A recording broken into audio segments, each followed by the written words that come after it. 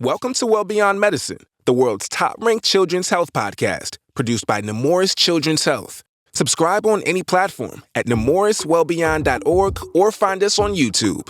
Each week, we'll be joined by innovators and experts from around the world, exploring anything and everything related to the 85% of child health impacts that occur outside the doctor's office. I'm your host, Carol Vassar, and now that you're here, let's go. Let's go, well beyond medicine. We are at Health 2025. The Nemours booth is on Podcast Row, and I am so pleased to have with me Dr. Nathan Wood. Nate, who is not only an MD, but he's a chef, and he is the very first, I believe, director of culinary medicine for the Yale School of Medicine and Yale New Haven Health System. Welcome. Thank you. Thank you for having me. We're going to be talking about food as medicine and all the work you're doing in that culinary sphere, but I want to talk about you first. You trained as a professional chef. Yes. You trained as a physician first, Yes. went on to become a chef, came back to the world of medicine. You got it. What inspired that kind of transfer and that path to get you to where you are now as the inaugural head of culinary medicine at Yale? Yes. Yeah. Well, thanks again for having me. Yeah, I was in medical school and I knew I loved cooking. I loved food, but suddenly my whole life was consumed with studying the human body, which I also found interesting, but I just really missed that variety of thinking about food and cooking. And at the same time, as we were learning in medical school about how to prevent and treat chronic diseases, really I was learning nothing about nutrition. And so I saw that kind of gap.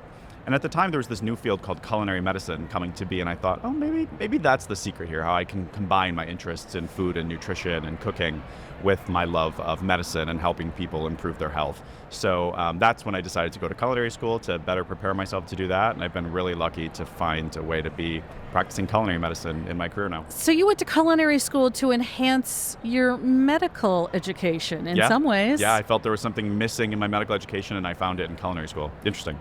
Culinary medicine is a new term. Yes. A lot of people are not familiar with it. What is it? Yeah, great question. So culinary medicine, we have teaching kitchens. It can either be on Zoom, which is super easy, or we have an in-person teaching kitchen.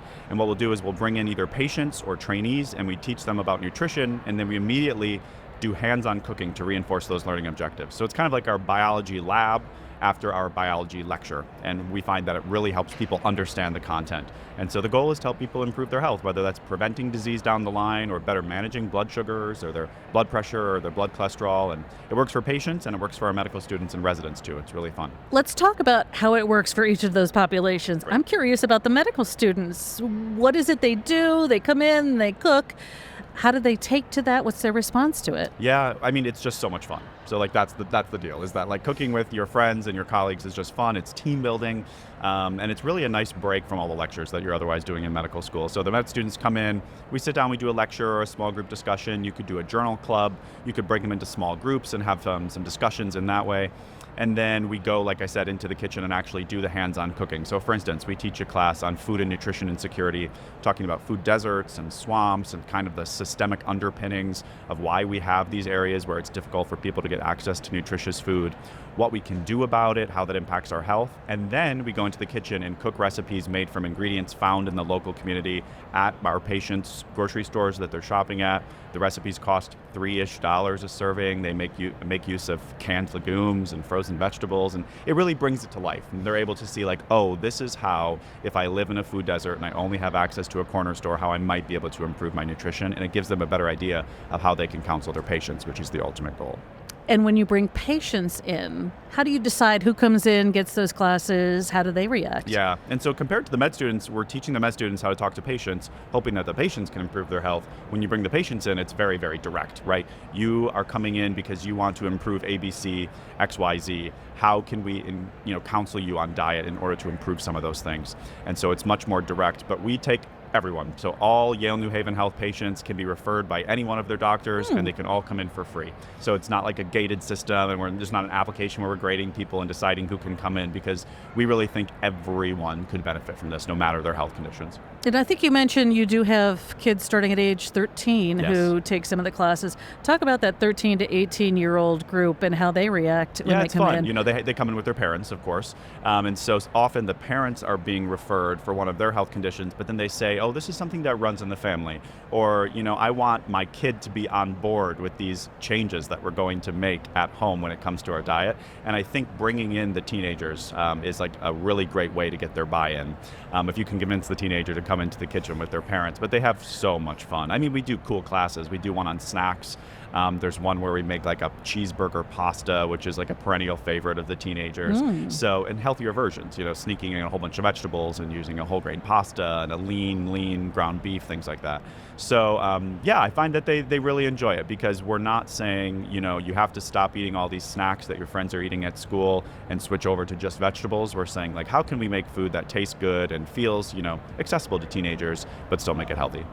When it comes to culinary medicine, and we're talking in the pediatric realm, how can families cook together, learn together, work together to get their kids off on the right foot in terms of nutrition? Yeah, it's a great question. I think that even just cooking at home is step one, right? So I think a lot of folks find that they just don't have time to cook at home, which I totally understand. So they're getting most of their food from fast food restaurants or takeout places, or they're doing a lot of like frozen foods that you just heat up, in the air fryer or in the oven. And I think all of those options are valid, and I don't see a world where all of those things are going away. But the more that you can teach your kids how to cook at home, I think the better. And it's not necessarily like bring them into kitchen, this becomes a classroom, class has started, this is how you use a knife, this is how you cook. It's just like it can be a fun family activity, where you have your little sous chefs and you're all working together on something that you get to sit down and enjoy. And I think showing those kids those lifelong skills and then being able to enjoy the fruits of your labor together as a family, they're going to appreciate it much more. And I think be willing to try more foods that they might not otherwise be willing to try. Are the parents adventurous enough to bring in those new foods? I know I wasn't, but my daughter with my granddaughter is. Yeah, that's a good point. Yeah, sometimes it's the parents who are like, we're going to try this new thing, and sometimes it's the kids who maybe had something at school and they're like, I want to try this, I want to try that, and then you have to find that middle ground where both is willing to try it. But I think the key is cooking it together at home. It really brings people together. Cooking together and eating together is a big component of making sure that the family is staying together, communicating together, isn't it? Certainly, but eating together is the most fun part. Yeah, absolutely. Of course, after all that labor, you want to eat. Oh, definitely, yeah, sure. Talk about how getting off on that right foot really is a preventative. Pediatrics is a preventative field in terms of cardiovascular health, preventing diabetes, and that kind of thing. Yeah, so I run a weight management clinic at the New Haven Primary Care Consortium with our residents, and we see a lot of patients who have gained weight and are interested in losing weight. And one of the questions that we ask is, when did this first become something that you were thinking about? Was this something that where you gained weight in college, or you went through a stressful time in your 40s and you gained weight, or is this something that for as long as you can remember, this has been an issue? And for a lot of patients, it's something as long as I can remember, going back to early in childhood. And so I think I think back to my childhood, and both of my parents worked, and my mom would make dinner every night, and I'm sure that was such a burden for her. That's a lot of work to think about what I'm going to make sure we have all the ingredients, to come home after working, 8 or more hours, and then standing in the kitchen for an hour to do all that, to do all the cleanup. It can be a lot, right? But then we would sit down as a family and we would eat, and at every meal there was a grain, a protein, a vegetable, and if we didn't eat the vegetable, we couldn't get dessert. And it was, just common sense, old school rules that I think really set us off on the right foot of, this is what a balanced meal looks like. This is what it's like to cook food at home in a realistic way. She wasn't at the stove for hours every day making elaborate influencer-worthy meals, right? But they were healthy-ish, and we made them at home. We grew some food in our backyard to save money, not because it was like hip or, anything like that. And that really set us all up to where now me, my brother, my sister, we all cook.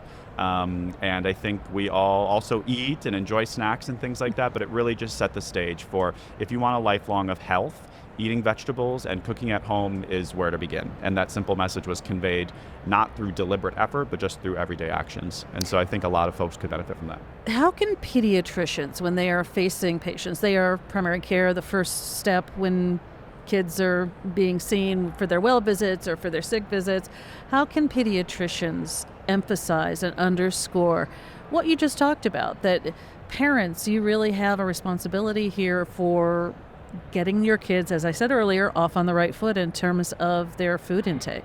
Yeah, it's so hard, I think, because from the doctor's standpoint, I'm asking so much of my patients. Take all these meds, go to all these specialist appointments, get all these tests, and then I'm going to say, and also be sure you're cooking every day at home. This is really important for you and your kids, and it's your responsibility. And I think we as physicians feel that weight, like, oh gosh, I'm asking so much of my patients. So I feel for the pediatricians who are, who know that's important, but don't necessarily want to ask that of patients.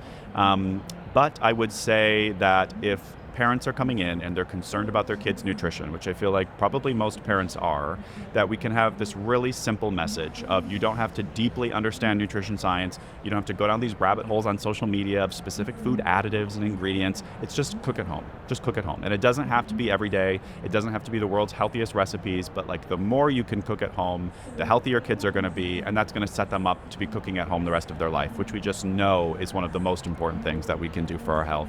And like we've talked about before, it can be a fun family activity. And then 40 years down the line, when your kids have long moved out of the house, when they're cooking with your now grandchildren, I just can't even imagine how enjoyable that must be to watch, knowing that you set that into motion, decades ago. Many families look at healthy eating as expensive. They worry that, I have to buy all organic ingredients, or what kinds of strategies should parents employ? And I think you alluded to this a little bit earlier, is it doesn't have to be expensive, right, so that they can make sure kids are eating nutritiously. Yes, it's difficult. It requires a lot of planning, but it can be done. So, ultra-processed foods, convenience foods, fast foods, they can be cheap, but oftentimes they're very expensive. If you go to a fast food restaurant or a restaurant, you're paying for them preparing that food, right? Whereas if you prepare it yourself at home, you don't have to pay for that labor, right? So it can be money saving.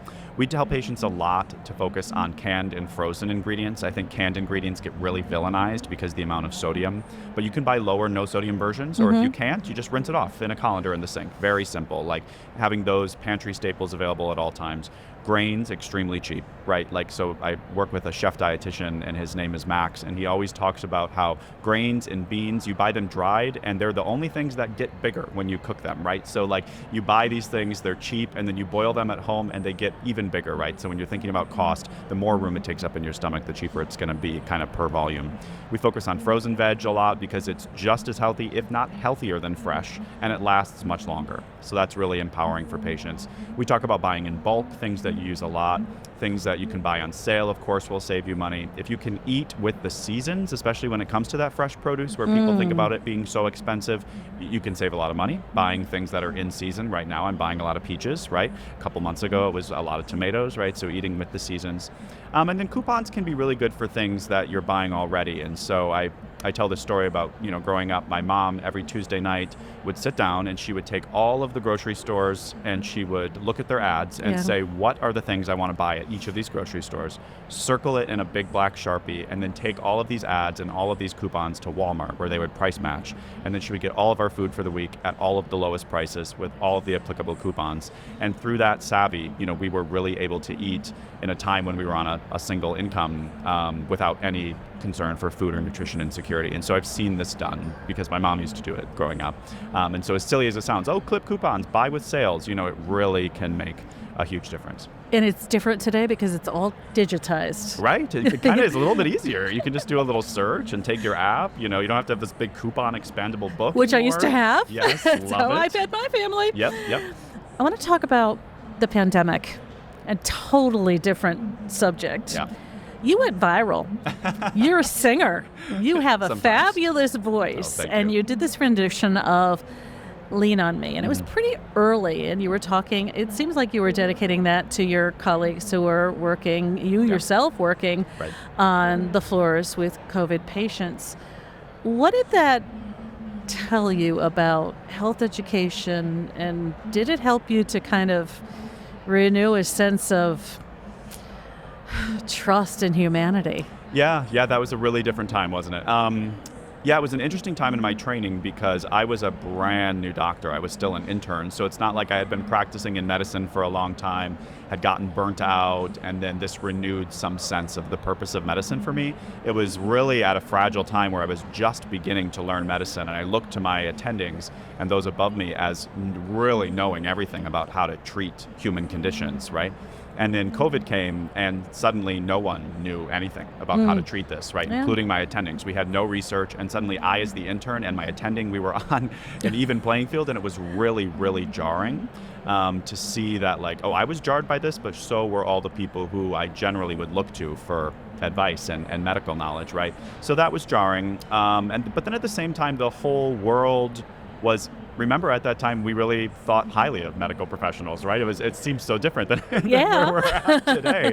But, it was really like early in my career being like, oh, like what I've chosen to do for a profession really is profoundly important. Whereas I don't think, I had really realized that yet. It was so early in my career. I was just writing little notes as an intern and putting in orders here and there, but like the big thoughts behind the medicine were coming from my residents and my attendings, and I was just doing a bunch of little tasks, or so it felt. And then suddenly we were thrust into this, and I'm like, oh, I am walking into like what has to be one of the most professionally fulfilling jobs. It's life or death, So I think realizing that so early on was a big blessing to set me up for the rest of my career.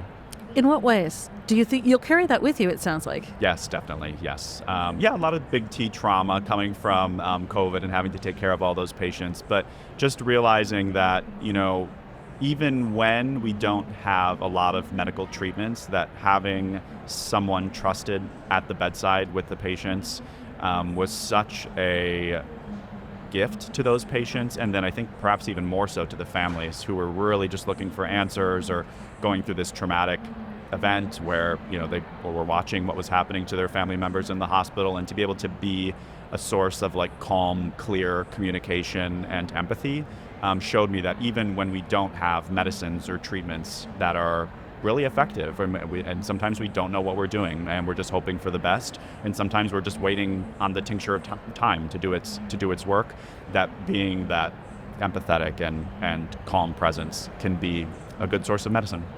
And here you are, director of culinary medicine at Yale. Yes. What's happening in the world of research under your umbrella? Yeah, so we do a couple types of research. I was really trained in medical education scholarship, so we develop curricula and then test them in novel ways, and really focusing on medical trainees, which is, of course, becoming a huge topic now in the current administration, how we're looking to better train our nation's physicians in nutrition. And so we focus on teaching medical students and residents, and really a wide variety of residents, urology, psychiatry, primary care. We had the nephrology fellows in recently, because we really believe that so many people deserve to know about nutrition. So we develop curricula and test those. And then we do some patient outcomes research as well. So all these patients are coming into our kitchen, and we're saying, how is this impacting your life and your health and improving things for you at home and in your kitchen? And so we do a couple different types of research there. And then in the research community writ large, I think there's this growing movement towards food as medicine, of which culinary medicine is a part, but really thinking about how can we take medically tailored groceries, medically tailored meals, produce prescription programs, and combine that with culinary and nutrition education in teaching kitchens, and what might those outcomes look like. So it's an exciting time, for sure. Still a lot to come. What do you want to see in the world of culinary medicine or food as medicine in 5 years? Yeah, that's a great question. Culinary medicine really being utilized, I think, quite well to teach medical trainees, and there's a lot of literature out there on that. It's increasingly being used in community-based settings, where people go to a community teaching kitchen and learn some healthy cooking from folks in the community. I think we need a larger uptake in healthcare. And so we're lucky, like we've been talking about, to have this teaching kitchen embedded in our healthcare system at Yale, but that's actually not a very typical model. Most of these are in schools or in communities. So I would really like to see more culinary medicine in teaching kitchens in healthcare for patients to be referred to. So that's a big one. And then these, as I mentioned, produce prescription programs, medically tailored groceries, and medically tailored meals, they pair so well with culinary medicine. Imagine you get a diagnosis of prediabetes, and then your doctor is able to prescribe you a produce prescription program so that you have access to lots of fresh fruits and vegetables, because they can be so expensive, or perhaps folks aren't willing to buy them at the store because they're not sure if their family's going to like it, and they might end up wasting them, right? But imagine that it's delivered to your door for free, and then you might as well try it, right? But you get an eggplant, and you don't know how to use an eggplant. What am I going to make with that, right? But you can go to the teaching kitchen that week and learn how to make something with eggplant, and then you can go ahead and try it at home and show your family. So even when that produce prescription program ends, you still have gained all that knowledge. A, we like eggplant. B, here is how I make it. C, I know the recipe, and I know that my family likes it. As we look at a very tech-heavy, screen-heavy, fast food-heavy world, how would you like to reimagine family mealtime to avoid all of that? Yeah, that's a great question. Yeah, take away the screens. Maybe that was the leading question. Yeah, but I think back to my childhood, and we had like a 30-minute per day screen limit on weekdays and an hour on weekends. My mom would kick us outside and be like, "Go kick the can, like have fun," right? And it's not like I grew up in an era when we didn't have screens. We did, but like the parents, I feel like sometimes don't feel empowered to put on that old school parenting hat and be like, go be, rough and tumble in the yard, right, and get away from the screens. And you can do the same thing at dinner time. So at dinner time, we would do like a rose and a thorn, basically. Like, what's one good thing about your day? What's one bad thing about your day, or something you didn't like? And then we would all eat together. And this is not like a long, like French style hour and a half. Like it was 20 minutes we were at that table, right, eating and chatting. But it was like a nice diastole, kind of a break at the end of my parents' work day, at the end of our school day and homework time before we all kind of were relaxing in the evening, or we're off to soccer practice, or who knows what. That diastole in between is so important for bonding and for the appreciation of food. We eat so fast in our cars and at work and over the sink, and I always tell people food is one of life's greatest pleasures, and it deserves to be enjoyed, and I think family mealtime is a great way to do that. There is so much more I want to talk to you about. We're running out of time. We have run out of time, actually. Nate Wood is an MD, Dr. Wood. He's a chef, and he is the director of culinary medicine for the Yale School of Medicine and Yale New Haven Health Systems in New Haven, my home state of Connecticut. Thank you so much for being on the podcast. It's such a pleasure. Thanks for having me. Let's go.